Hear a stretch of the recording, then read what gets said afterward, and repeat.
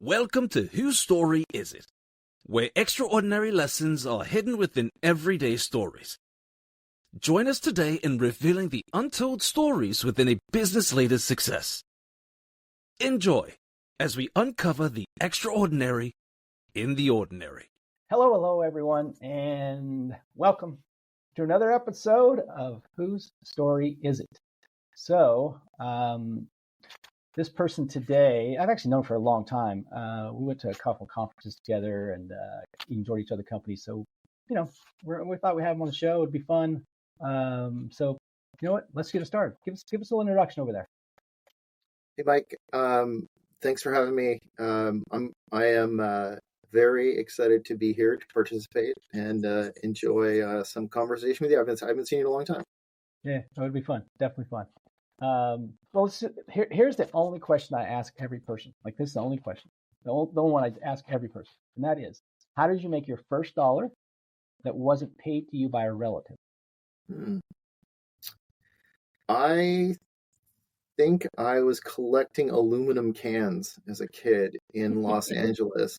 And I realized that it was pretty lucrative. And so I was going door to door, persuading people to give me their aluminum cans. Very good. Good for you. So you just went to your neighborhood and just said, give me your beer cans and pop cans, and there you go. Yeah. And I remember this person said, you're collecting cans. And I said, yeah. And he says, I've got some out back. Come back here. And I literally went back behind his house, behind his garage, and there was this mess of cans that had been thrown there. And it was it was multiple garbage bags full. And he said, if you can clean this all up and bag that up, you can have it all. And so, and I thought it was like I hit found the gold line. Yeah, exactly. Like you just hit the mother load. Yeah, that's awesome.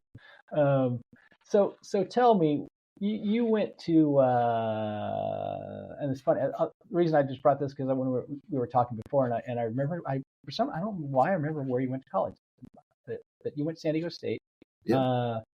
What did you like about college? Like, what was the thing you enjoyed about college? Here's the thing that when I started college, I went to college because I had to go to college, and I thought that's what people do.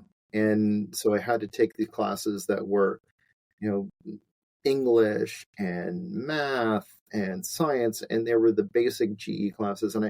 And I really felt like it was simply an extension of high school, and I wasn't all that enthusiastic about it. It wasn't until that I got into the business program at San Diego State that I really started to enjoy what I was working on. And then within business, management information systems was a discipline that I just really liked. And it was one of those things where it was like dessert. So I would save that work till the end and then do it, because I just thought it was fascinating and interesting, and I was always kind of around technology as a kid, so it came to me naturally, but I just really enjoyed it.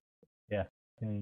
It's funny that you how our perceptions have changed about college, or even like MBA programs, all that stuff. Like how less value we put them into. Like today, if someone, and this is different, I would have said different answer 20 years ago, but today, if someone asked me, should I go get an MBA or should I start a company? I would absolutely say, start your company. Like, screw it. You don't need an MBA to start a company. Like, knock yourself out, man. So it's just different how we perceive that. Like college, yeah, I mean, there's some value there, but do you have to do it? I don't know. I think you're fine without it. If you, depending on who, your mindset and maybe how you're raised or something, maybe you're missing something, right? Yeah, so. I think you're right. I think that's exactly right. I don't think you have to do it, but I think you wanted it. It's only when all of a sudden you turn this corner where it's not just because you're supposed to do it, it's because you are doing something you really want to be doing, that I think it becomes really great. I think that same thing is true in work too, right? You could be working for a company and it's a job, or you could be working for a company and you're doing something you're madly in love with, and you're thinking about it, you're going to bed, and you're passionate to get up in the morning. And for me, that's always been a real delineator. I always think of the Steve Jobs quote where he says, if you're doing something for long enough and you get up every morning and you think about what you're going to do that day, and you realize you don't want to go and do what you're about to do. If there's enough days in a row where you've done that, you're in the wrong job and you need to make a change. And so I think that's I think there's a good lesson in there. Yeah, no, I would agree. Hey, if you, well, go back to what do you do for fun? What do you do? What's the fun thing you do in your life? So I mean, I have a great wife and a great family, and so we spend a lot of time together doing a variety of things together. So we like to travel, and we like to go to great restaurants, and we have spent a lot of time together doing those kinds of things.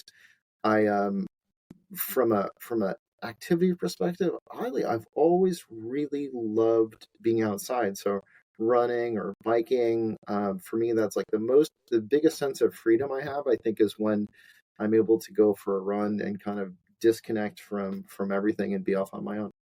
Yeah, that's cool. Yeah, yeah. I mean, you're not alone, obviously, doing that. So there's a lot of people do that for that reason.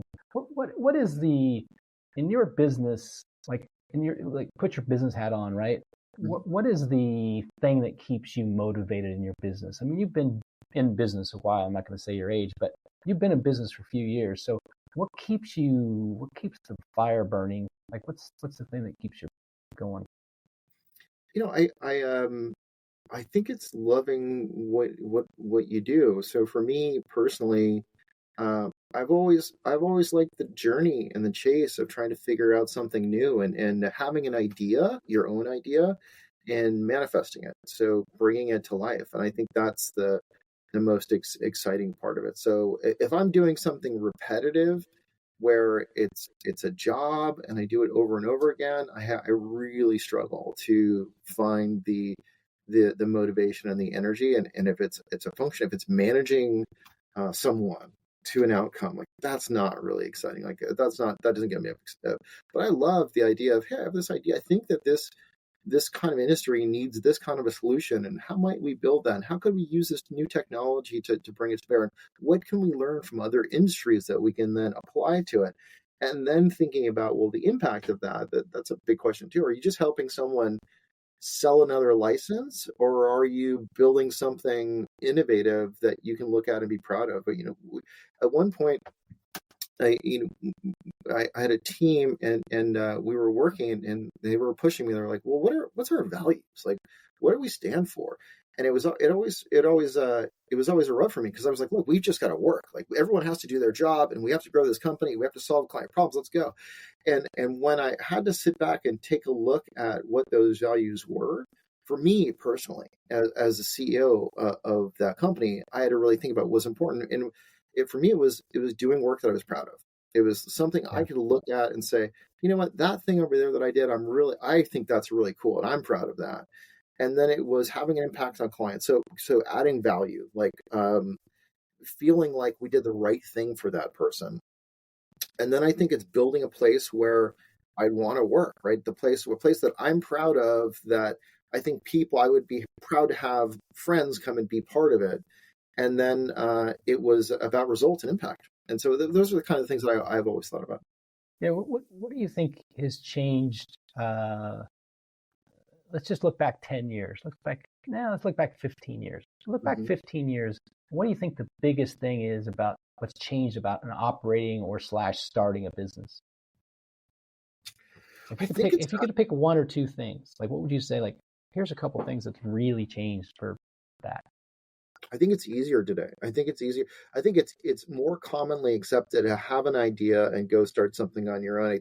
I think back to what we were paying for office space 15 years ago. So this year, 15 years ago, puts us in 2009. So in Sure. 2009, our office space cost was high, right? So we had, we're paying for our percentage of the elevator in the building. Sure. We're making people want to come into an office where they'd really rather not. You're buying snacks to make it the kind of place where people want to be, Sure. and then you're trying to get people to work together. And I think that was hard.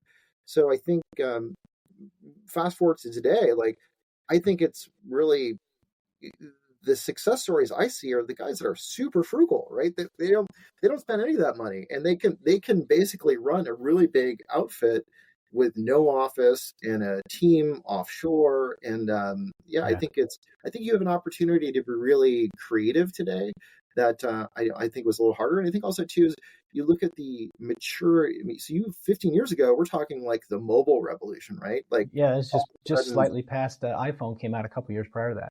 yeah. So all of a sudden, this is when people were saying, well, I don't want so much a web first experience, I want a mobile first experience, and it changed. All of a sudden, people are walking around, with as much processing power in their back pocket as they had in their desktop computer 10 years earlier. It's a big deal. It was a big transition moment. And I think we're probably, now you look at what's going on with AI and Yeah. the ability with AWS to deploy systems that otherwise would have required big Sun Spark stations back then that were probably Sure. the dot-com startup was all this went to Sun Microsystems, and then when that Sure. ended, so did they, I think. So, Yeah, totally. Yeah, you're totally right. What is the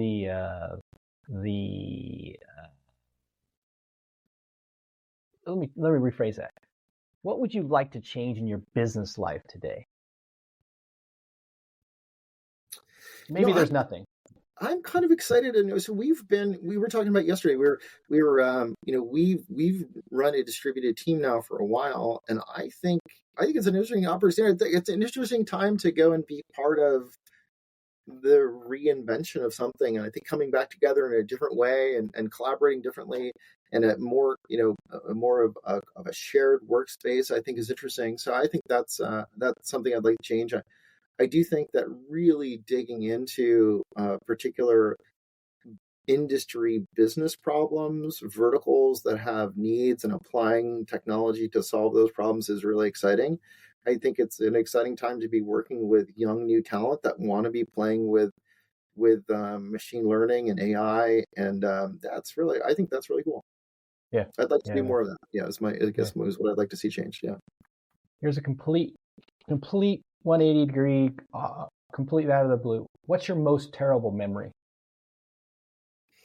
Whew, terrible memory. That's a really tough one. Boy, terrible memory. I think anything that relates to,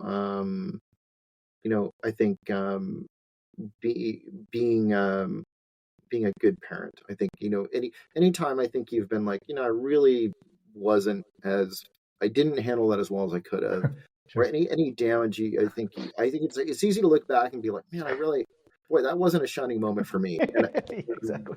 I really could have shown up better. And man, like, and all the things, I'm always reminded of the story of the Coca-Cola CEO who was like, life is you're juggling these balls, and you can drop a ball with your business, and you can fix the business. You can put on some weight. You can have health issues. So you can lose the weight. You can make things better. But your kids, like those are scratches on that ball don't come out. And so I think exactly. Yeah.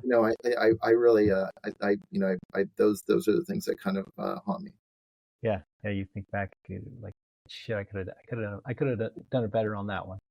Yeah, it's always something it's some weakness inside of you that comes out in those moments that it really gets you. And I think it takes a lot of self-awareness to look at that. Yeah, no question. If you knew that in 1 year from today, like November 21st, 2025, you were going to die suddenly, what would you change about what you're doing right now? Boy, that's a good question. I would, most certainly spend more time with my family. I would probably be a bit more aggressive in prioritizing that time. Yeah. And I probably look at my work day and question my calendar and say, hey, this hour I'm about to spend here, is that really, if I've only got this number of hours left, is that how I want to spend it? And I think friends are, so I'm so lucky. I have my best friends are guys that I went to high school with. And so I saw them recently. We took a trip, and it was just laughing for like 2 days straight. And that was really a really great luxury to have that time. Yeah, I have a friend that I went to high school with too, and we're still friends. We still talk and see each other, um, and it's just so natural, right? Mhm. Because you've done all the things together. You have all those experiences over the years. We've been together, friends, and for the most part, kept in touch and saw each other, at least once or twice, 3 times a year. Um, and it's just so nice to sit down and not have to, like, you don't have to try it. It's like nothing you have to do. There's no effort. No. It's all just so natural, like jokes and comments and stories and all that stuff is just so, like, it's just so easy. Hmm. I know, and the constant ridicule, but Yeah, like exactly. there's a deeper appreciation for that over time, I think. Yeah, yeah. It's funny how you enjoy that, right? Mm. What mistake that you've made in, say, the last 10 years do you think you've learned the most from? Wow, that's a good question. I think the biggest mistake is, as a leader, what does it mean to show up for your team? You have to stay in it. I think um, you can't back away, and I think people. I guess it probably comes down to people. It's probably treating people in a way where they're prioritized, right? So I think there's it's easy to get stuck and you're kind of thinking very mechanically about the business. There's you need to do Yeah. these 10 things, and here's the outcomes I want to achieve, and whatever stands between me and those outcomes I want to achieve. I think that's one element. You have to really be focused on Is people, and then is there a yeah. time for you? Is there a time that you can step back in and say, here's a mistake I made. Here is an absolute, I screwed that up. Looking back, is there something you would say, here's the day, here's the time, here's the meeting? Yeah, I think for sure. Yeah, definitely. It's not, and it was not just one. I mean, it's something that there's probably like I could think of, dozens of those moments where I was like, oh, you really, really, really, Craig, how'd you do that? So yeah, for sure. Tell me give me the setting, give me the, like, the 2 minute out overview of that. Let's see. So I think a 2 minute overview. I think I I hired a larger team. I delegated pretty much everything that needed to be delegated, and then I looked around and I was like, well, in the context of all this, like, what is it that I'm super passionate about that I really want to be doing? And I don't think I really had a great answer for that. And so I just kind of continued to manage a team, and wasn't really fully invested in what it is we were doing. And I think when I look back on that moment, it was a critical misstep, right? You have to. What I thought in that moment was it would be fine for me to kind of check out a little bit, take a Check little out, bit more yeah. vacation, and then enjoy the fruits of the labor that I had put in to get to that point, right? Sure. Only to find that, like, other people didn't have the same perspective. They were like, wait, look, I'm here, I'm doing all the work all of a sudden, and you're like, yeah, that's the plan.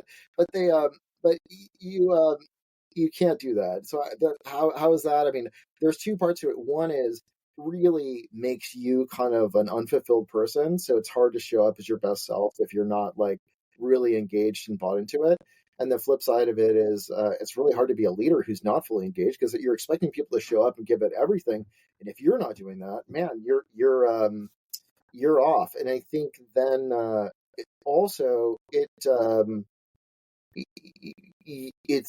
easy to get disgruntled then, where you're like, wait, I didn't like the way that happened, or I actually do want to exert more control over that thing. And but by the time you make that choice, you step out, man, the train starts to leave the station, and it's hard to climb back into that conductor spot, right? You're like you've got to be in it. You can't Yeah. take your hands off the go. Yeah, absolutely. Yeah. If you're going to give me one piece of advice, and let's just say I was starting let's say I'm not starting. Let's say I'm operating a company, right? And I came to you and said, "Hey, I'm doing X, Y, Z. One piece of advice would you tell me to be successful?" I always think of Steve Jobs, right? He says if you don't pick something you're passionate about, when it gets hard, it's going to get hard, no matter what it is. If it's anything reasonable, it's going to get hard. If you're not passionate about it, you won't have the energy to push through.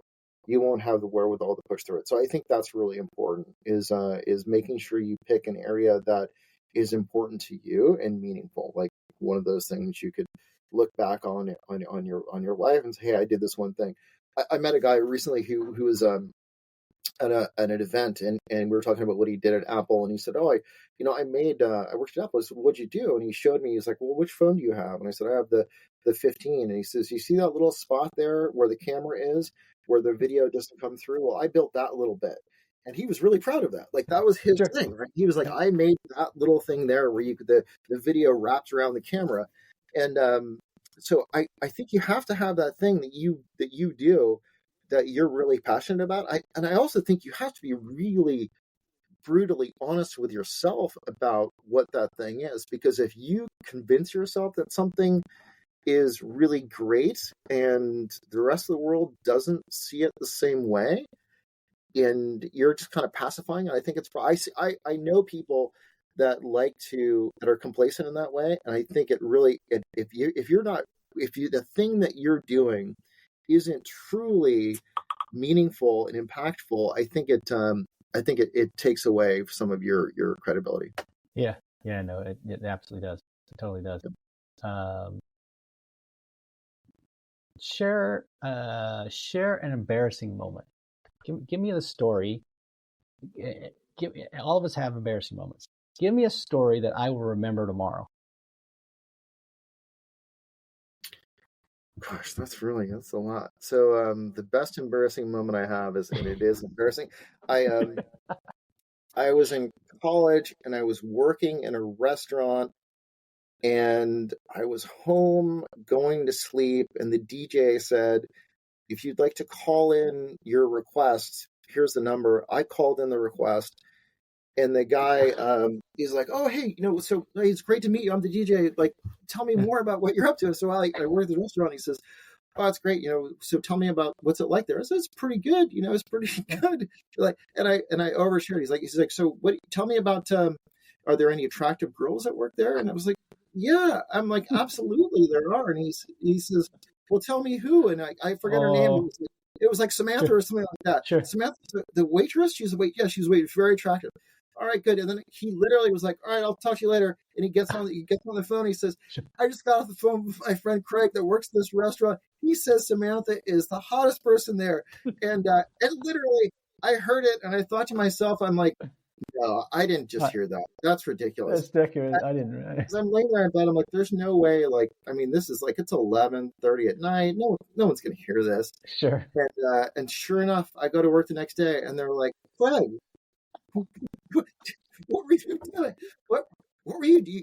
You said what?" They said, and I was like, just mortified. And there she is. She's standing in front of me, and she's like looking at me, and I'm like, "I have to talk to you. I'm really sorry." It's really, it counts. I still just get the unnerved by it. Yeah, you still feel it when you talk about it, don't you? Yeah, it's still painful. It still hurts. It's been 40 years. It still hurts. Yeah, still hurts. Oh, that's a good one. See, those are the good stories, right? I love that's some good stories, right? What about if we bumped into each other a year from now, what would you be celebrating? What would you like to be celebrating? Well, I mean, I've got 2 kids in college that are doing well. I've got one who's studying for the LSAT to become a lawyer. So it'd be great if she succeeded in that endeavor. That'd be a big accomplishment in that window of time. That should be complete. and I've got a son who's, earlier just started college and making that adjustment. It'd be nice to see him successfully, make that adjustment, and I think he will. And so that would be nice to know that that's settled. And then, my wife's always working on a new business idea, and so she's currently kind of in the ideation stage, but she's never been someone that rests on her laurels for long. So I'm sure there'll be a very, very exciting story that she has to share in that time frame. Great. That's very good. How does the success of your daughter make you feel? It is the single most important thing to me. I mean, of all the things you could do in the world, it brings me such extreme joy because it's so. I mean, you can work, you can make money, but anybody can make money. I mean, Sure. Money actually only is really meaningful if it enables you to enjoy great things, right? And so I think that's why. I mean, it's so seeing her thrive is a big deal for me. Yeah, it's you can tell it's a big deal. It's very cool to see, right? Yeah, it's a good thing. What do you believe your call it a natural gift or call it a superpower? What do you believe your superpower is? I think I'm able to understand the motivations for the business, the goals for a business, how those goals can be achieved using technology. And I think then I think it's kind of like strategy plus technology. And I think I have a personal affinity towards beautiful design. So I think if you combine those, digital strategy manifest into user experience design that is then output into beautiful visual design that is then brought to life using technology, that whole kind of ecosystem, and then data to be able to monitor if it's performing correctly. I think that's really, it's like, so every one of those bits I really enjoy. I think I have the ability to communicate well around why certain elements in that are important and how it can impact an organization. So I think that's probably it for me. I think, I know I enjoy that, right? So that's what I like to do. Yeah. So obviously, most people are pretty good at what they enjoy, right? Happens to work out that way. Well, why don't you give us the real introduction of who you are and what you do, and give us all the details. So I'm Craig. I'm the CEO of a company called Finalytics AI. So we work with financial institutions to leverage the data that they have, their first party data and other data sources, second, third party, to be able to deliver personalized experiences for their customers. And so we work with community banks, we work with credit unions, we can work with wealth managers. But the idea is that we take all of the data that a organization has around their relationship with the consumer, and then we use that to then serve up experiences that are hyper targeted around that individual's needs. Spell the name of the company so people can understand that. Yeah, it's a Finalytics. So it's FINALYTICS.ai. There you go. Yeah, cool name, by the way. Thank you. Did you come up with that name, or somebody around you come up with that name? I did, and it was also. So you asked about something earlier. You said, where do you think you pushed maybe on something too hard? Somebody told me that couldn't be a good name. Somebody told me like, that's not available, and I was like, oh, it's available. We're going to do that, and I took it very personally. Like I was going to prove that I could get the trademark, get the company, get the domain, sure. and there's something. I always like when people say you can't do something because it gives me a little extra energy. Or I'm like, no, I'm gonna do it. And I like it, and it's and I get some feedback from customers at conferences where they say, oh, it's a really intuitive name. I really understand what you do based on. Yeah, it does. Name. I mean, like you can read the name and you can at least get a clue what's going on, right? It's not, It's not like Nike. Like who? I don't know what Nike does. I It's know. just a, Really it's do. just a Yeah, name, right? But that's funny. yeah, yeah. No, and I'm a name guy. Like I always kind of I always want the name to be associated with what I do, right? Right. It's like it's helpful if that the name represents what's behind the name. So Yeah. I believe that. I mean, especially when you're selling to anything to deal with consumers, right? You need Yeah. something like that. So tell me what's your challenge right now? What's the big challenge in your business today? So we are, we're focused on a category that was booming when we first started the business, and I think the Mm-hmm. liquidity crisis in financial institutions over the last couple of years has made it a little bit has created some headwinds for us. So we're struggling to navigate an environment where it's been harder to make some progress. I think that's changing. I think interest rates just came down. We've got now a lot of awareness, I think, of AI and of data and the opportunity with it. So I think there's a lot of really positive elements of what we're building. I think that are super positive. But it's a startup, right? So we're focused on how do we drive growth? Like how do we impact the customers we have, do great work for them, delight them, and how do we then continue to have them be the best advocates for the next set of customers that we're talking to. And tell me, the business model is, I'm just say that I'm crazy if not, but the business model is you contact me. I own a community bank or whatever. I talk about basically the user experience and how they do whatever, like part of whatever communicating with the bank. And you're like, hey, well, we can make this a lot better, right? Yeah. Using AI, using quality design, all that kind of stuff. So, and that's your model where so is the sales cycle longish? Yeah. I would think just because it's a financial institution, I would think it's longish. Yeah, it's really the financial institutions. They tend to plan things on annual cycles, and so they and they're bankers, right? So they're multiple times cut once, and they're not wasteful, and they're really good at making informed decisions around a direction to go. So, but what the big opportunity for us is that the world has changed around banks, right? So the number of bank branches are decreasing. Yes.